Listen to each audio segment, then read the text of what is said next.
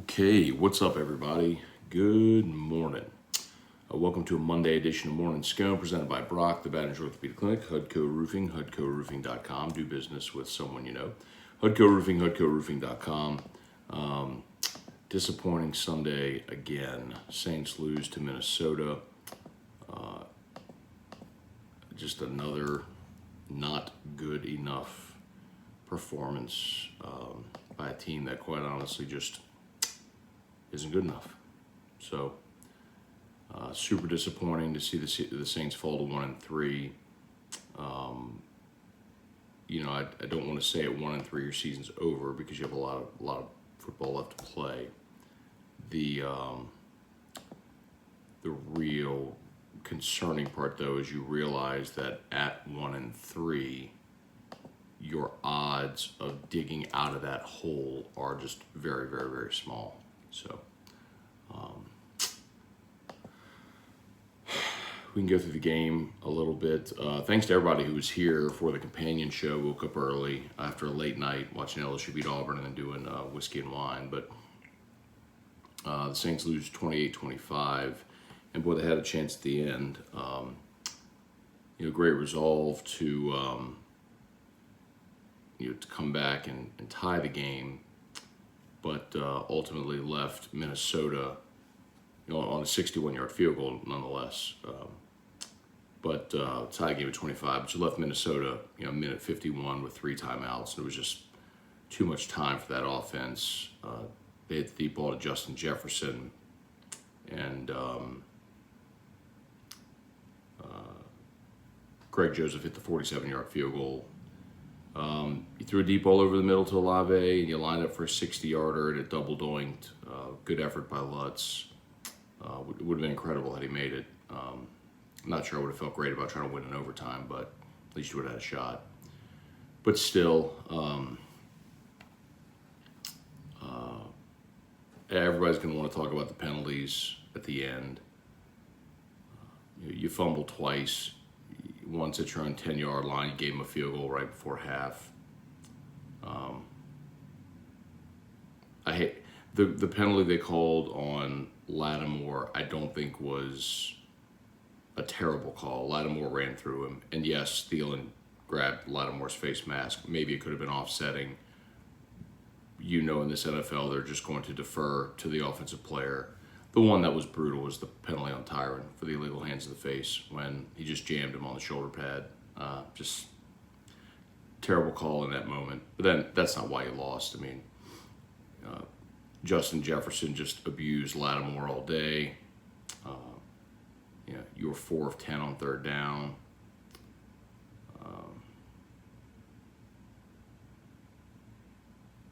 Just not good enough. Anyway, so let's say some good mornings, see what y'all got. Saints lose, they fall to 1-3, and we know that Brian Kelly will meet with the media a bit later today, so get ready for Tennessee week as well. And the Saints have a quick turnaround, man. They'll fly home today, and then sure rest all day Tuesday, kind of get their body clocks back, and then start getting ready for Seattle on Wednesday. Trivia Carter, Joey Vincent, Larry Garner, Brian Thomas Cusick, good morning. Trivia thoughts on LSU ranking. Yeah, I'm surprised. I think somebody asked me that last week. Would LSU be ranked if they beat Auburn? And I was like, no, I don't know how. Didn't know that pollsters would vault LSU up because they were at the bottom of the receiving votes. I mean, I think they had like 7 votes last week, 6 or 7 votes total last week. So that's a pretty significant jump for the win at Auburn, but it goes to show you also, I mean, I know we kind of joked, not really joked, but talked about it last week. It's a lot of people watched that game because it was on prime time, ESPN, and it was LSU Auburn, so a lot of people saw LSU come back from down 17-0 and impressed a lot of people. So a hat tip for LSU's brand recognition. People see LSU at 4-1, 2-0 in the SEC, having beaten State, beaten Auburn on the road, and go, okay. But this is your test this week, obviously, with Tennessee coming in. Jesse Pose, thought your pain watching the companion show yesterday. Eric Bertrand, good morning. Doing well, thanks. Jeb Whitley, is Brian Polian an awful coach? he has. I'm a little stunned at how bad they are on special teams. Um, and I don't think it's lack of talent. Like maybe with kickoffs, if you don't have someone who can boom it to the end zone, okay, that's just lack of ability to have it. But I think Bramblett's punted pretty well. But the mistakes in the return game, coverage units haven't been very good. The penalties are just never ending. It's just a general lack of functionality with the whole unit. It surprises me. I can't say that I know a tremendous amount about Polian's background and how good his teams and units were throughout all the places he's been, but yeah, man, they're not good on special teams. Ryan Amanda Guidry, Quentin Breakbill, Tommy Vienendahl, good morning. David Coslin, Jerry Fontenot. I have paper bags for sale. Truax, what's good, man? Garland Harold, Tucson, Arizona. All right, Garland, good to see you, man. Hunter Eilers, good morning. Do you know what time the game next week at Florida will be? So, Hunter, we'll find out today, sometime before noon. I don't know yet what they're leaning to. I haven't heard.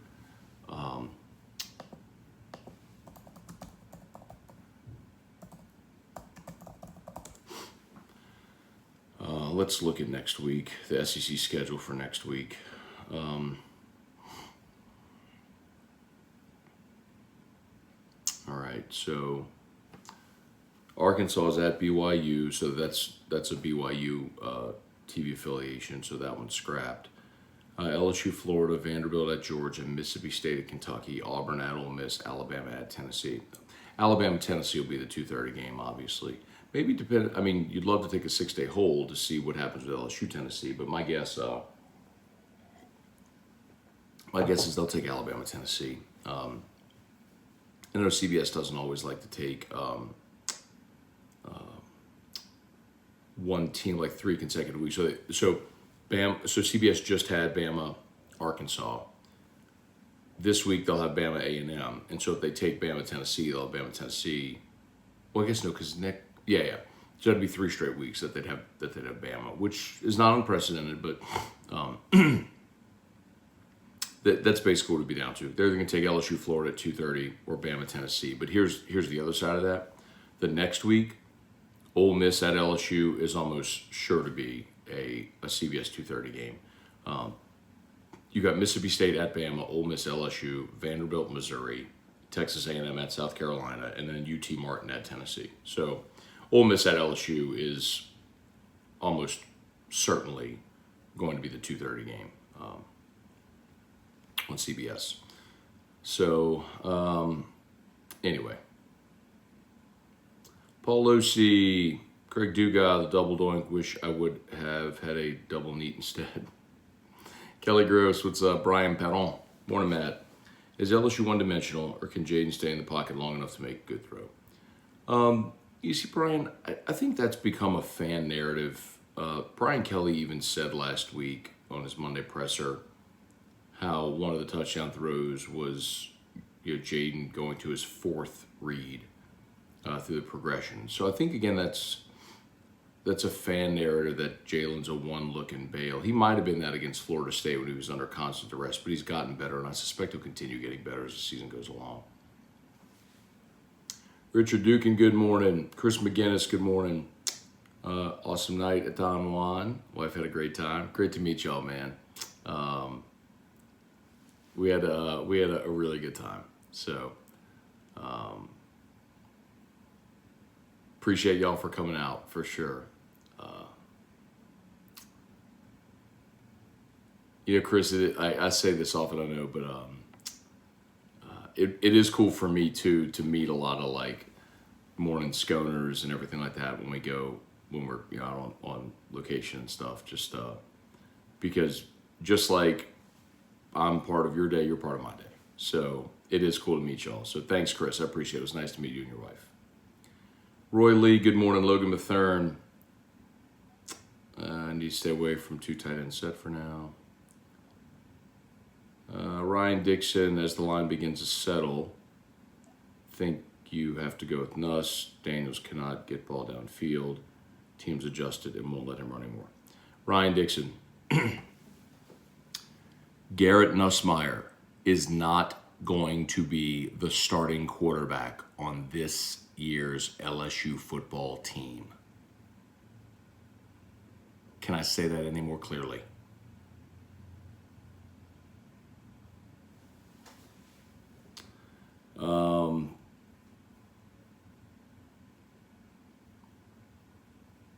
Like this is. All right, let me ask you this. All right, this is what I want to ask you. Okay.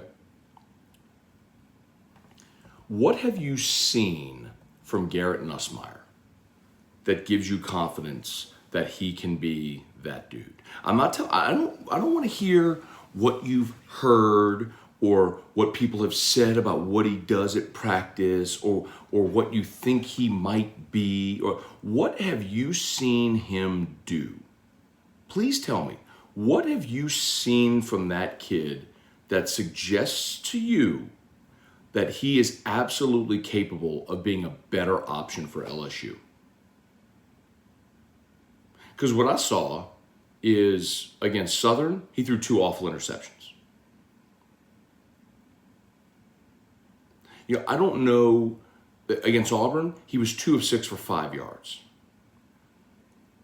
I don't know what in the world some of you think you see or have seen from Garrett Nussmeier to make you believe that he is going to make this offense better. Like, he is always a threat to turn the ball over. He has not shown any accuracy with the football. And he's not the dynamic runner Jaden Daniels is. So please tell me what you have seen from Garrett Nussmeier to suggest he's ready. And I want to reiterate, because I'm not crapping on the kid. I think he's got a skill set that could make him at some point in his career a good college football player. Here he was against the 4 games he played last year. Against McNeese, 3 of 10 for 19 yards. Central Michigan, 1 of 4 for 28 yards. Against Ole Miss, whenever you were getting blown out, they put him in late. 7 of 12 for 103. The most extensive action he got was he played the whole Arkansas game, right? 18 of 31, a $179, a touchdown, and 2 picks. He's completing 50% of his passes.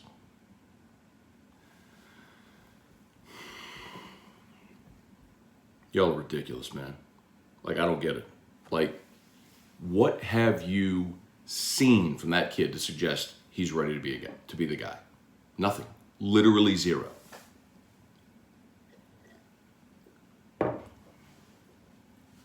Reed Rule.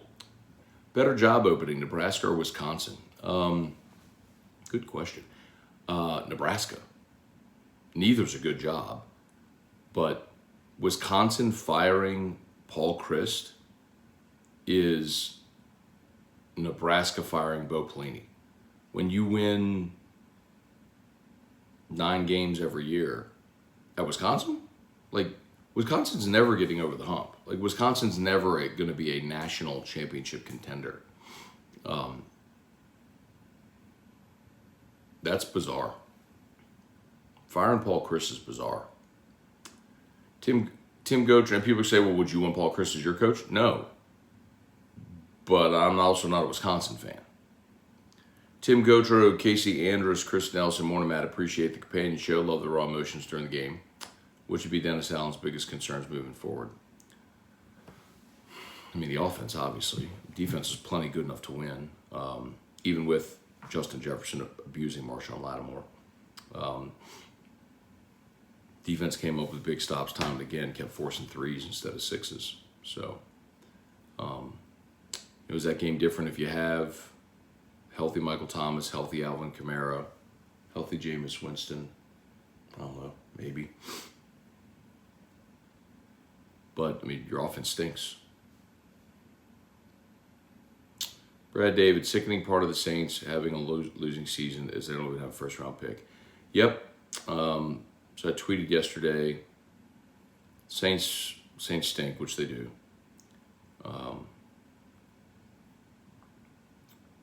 And it's crushing the realization that your likely top 10 pick is going to Philadelphia, who's really good.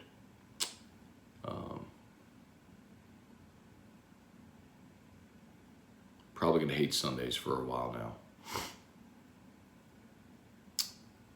now. Casey Andrews, good morning. I know it sucks, but the only bright spot down the road may be Stroud, Young, or Levis. But Casey, you don't have a first-round pick. You can't draft any of those guys. You don't have a pick. Tim Gotro, DA has to clean up the penalties and turnovers. Can't expect to win games leading the NFL in those two categories. It's unbelievable. Ross Palmer, we went good enough to expect to win.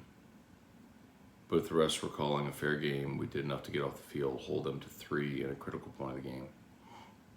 No, you were off the field, you would have punted. They would have punted.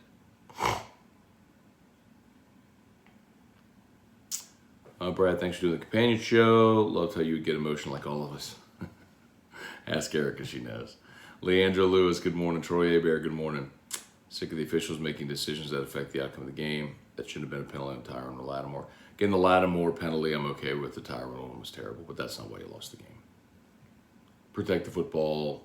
Stop committing stupid penalties. Convert drives. Don't fumble at your own 10-yard line. Don't fumble a punt in midfield after you flip the field. Like, come on. DA improves his record as a head coach to 9-31. Nicholas Cantrell, good morning. Mark Allen, LSU can't afford to start slow against Tennessee. Unfortunately, Mark, I think that's just LSU's lot in life this year. I just think they're a team that's going to start slow and finish strong. Marcus Washington, morning. Went into Auburn, pulled off a win. Wasn't pretty, I'll take a win. Absolutely.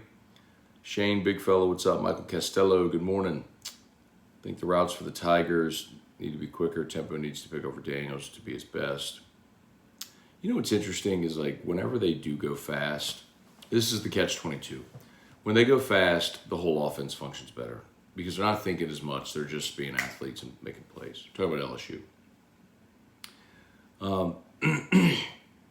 The downside of going fast is if you quickly go 3-and-out, you're putting your defense right back on the field. Against Tennessee, you don't want to do that. So I don't know how much tempo we'll see this week. Ross Palmer, Jaden Daniels gets way too much hate. It's true. I don't get it. Like, you're 4-1 because he has stabilized that position. He has yet to throw an interception. He is your best offensive player. I just don't get it. Like, I don't get it.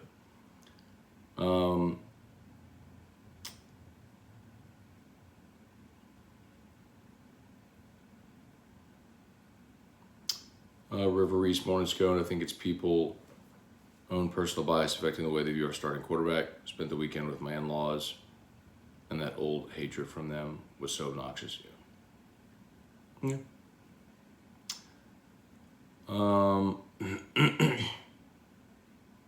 I don't want to get into the race thing, y'all. It's just, I don't know that that's... See, John Dwaron said, what about what we saw from him last year? That's the point, John. What you saw from him last year was terrible. He played extensively in one game against Arkansas. They scored 13 points in an overtime game. You want me to read you his stats against Arkansas? 18 of 31 for 179, a touchdown, and 2 picks. Like, what is confusing about this? What is confusing about this? John Dwaron? Like, what you saw last year was crap. Against McNeese, 3 of 10 for 19 yards. What you saw last year was garbage. You are fabricating a reality where you've convinced yourself that Garrett Nussmeier is the second coming when he has shown nothing to suggest that. Literally nothing. I'm not saying he can't get better. I'm not saying he won't improve. I'm not saying he'll never be a good quarterback. I'm saying he isn't right now. There's nothing to suggest there's justification for taking a dude that started 30-plus career games off the field and is your only offensive weapon at times to put in a guy that turns the ball over and has never moved the offense. That's what I'm saying. Ugh. Renee Marks, what's up? Chance Denacusi. He throws a heck of an interception.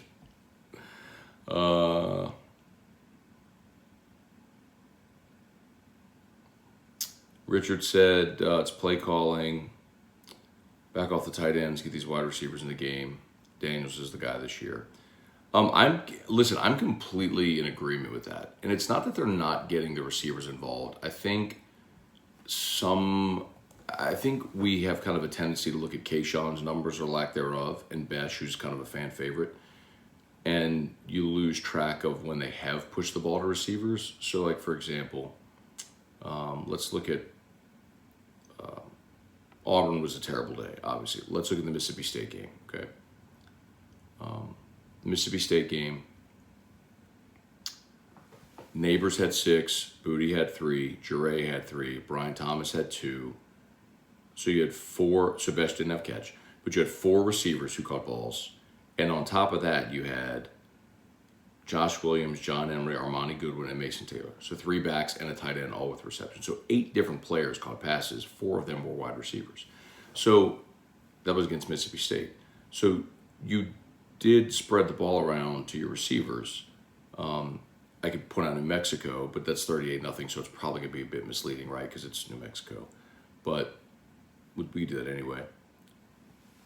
Thomas, Neighbors, Hilton, Jure, Besh, Kyron Lacey. So six receivers. Of course, Booty didn't play. Mason Taylor, Cole Taylor, Josh Williams, Armani Goodwin. 10 different players caught a pass. 6 receivers, 2 running backs, 2 tight ends.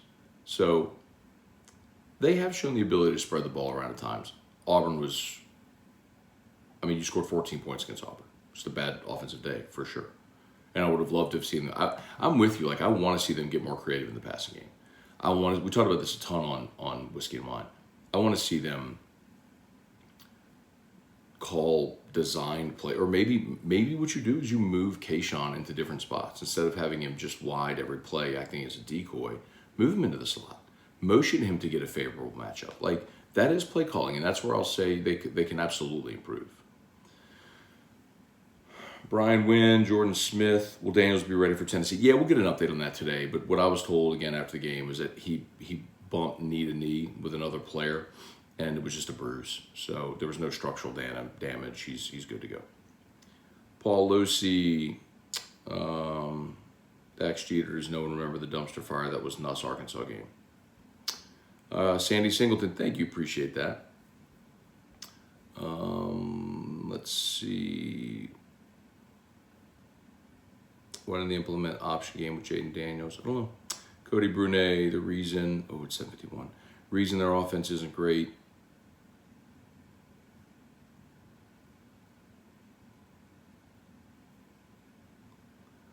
Jared Esprit, on the John Emery fumble, why he didn't keep it. The defense was going straight for Emery.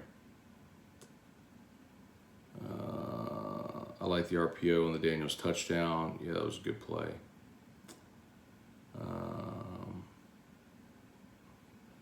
Murray present, yeah.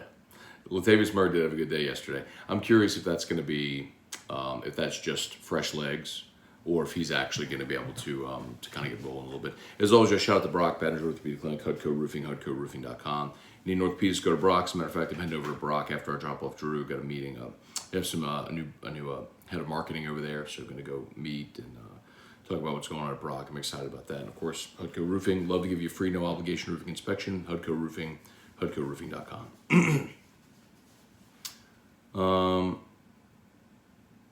Brian Williams, Nuss is sus. When he came in Saturday, my stomach went into knots. He's not even close to being ready. Thank you. Listen. There are two. It's true that there can be two coexisting realities. One, where you want to see more from Jaden Daniels out of the offense, and 2, where Garrett Nussmeier isn't ready. So both of those things can be true. So which is the better option to win now? The veteran player who's winning you games and moving the football and protecting the ball, or the young guy who hasn't shown an ability to do much of anything yet except turn the ball over, but maybe could get better and improve? This is not a good option. It's just not a good option right now. This is your option. This is Jarrett Lee 2008.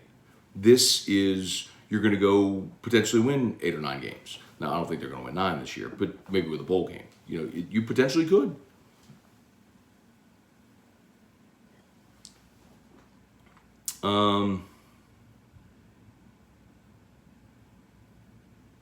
Jerome Marshall, why did the front office push the bye week all the way back to week 14? They didn't want, Jerome, they didn't want it this early in the season. So normally when teams go play overseas, they get the week off after. The week after is their bye, but the Saints didn't want their bye this early in the season. So they requested not to have their bye right now. So that's why they have the quick turnaround. And then after this, you turn around and play in a short week going to Arizona. It's brutal. And then, you play Cincinnati, then the short week. It's brutal. You're fun, say odd, what's up? Eugene Sutherland, good morning from a dreary and rainy Philly. Weather matches my Saints fan mood. Connor O'Neill, not to crap on us since he's just a college kid, but I'm actually worried about the quarterback situation next year, hoping he can make some strides in the offseason. Well, Connor, remember this. You'll have Nussmeier, you'll have Walker Howard, you'll have Collins coming in. And what's to say they won't get another transfer? I mean, Brian Kelly did that pretty regularly. Well, I'm not going to say pretty regularly, but he did get transfer quarterbacks in Notre Dame. And I think Drew's up. You know, and he certainly could do that here. And I would actually be really okay with that in this offseason. If there's a player available, that's what college football has become. Ole Miss is undefeated right now with Jackson Dart. Kentucky was in the top 10 with Will Levis, transfer. Just look around. Jaden Daniels, transfer. A&M starting to transfer.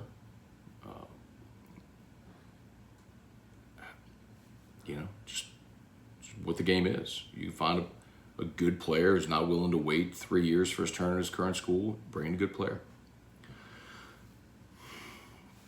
All right, y'all. I gotta get rolling. Sorry if I missed your comment. Thank you for being here as always. Smash that like button on YouTube. Appreciate y'all. Facebook, please like the page, share the post. I have not yet done LSU Daily. On Mondays, I guess my routine on Mondays has been I've just been recording it when I get up to studio. So LSU Daily will be a bit later today. My apologies. Brian Kelly press conference at noon today. I'll ask him about the receivers for sure in the passing game. And AFR 3. All right, y'all. Have a great day. Thanks so much for being here. We'll see you. Peace.